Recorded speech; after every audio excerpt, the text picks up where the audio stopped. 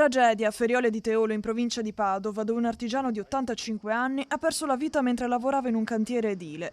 La vittima è Fernando Bottaro, residente ad Abano Terme. L'uomo era impegnato nei lavori di costruzione di un complesso di bifamiliari privati in via Selvatico, all'altezza del Civico 20, con la ditta individuale gestita dal figlio Omar. Secondo una prima ricostruzione, intorno alle 10 del mattino, l'85enne si trovava al primo piano dell'edificio in costruzione, quando sarebbe stato colto da un malore, cadendo a terra e battendo violentemente la testa.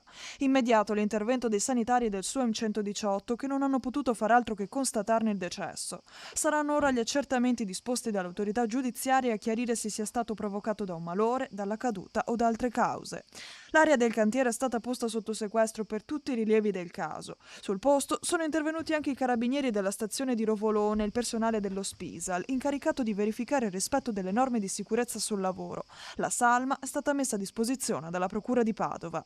Ho appreso con profondo dolore della tragica scomparsa del nostro concittadino. Interviene così il sindaco di Abano Terme, Federico Barbierato, che esprime a nome dell'intera amministrazione comunale e dell'intera comunità di Abano Terme le più sentite condoglianze e vicinanze ai familiari e a tutte le persone che gli hanno voluto bene.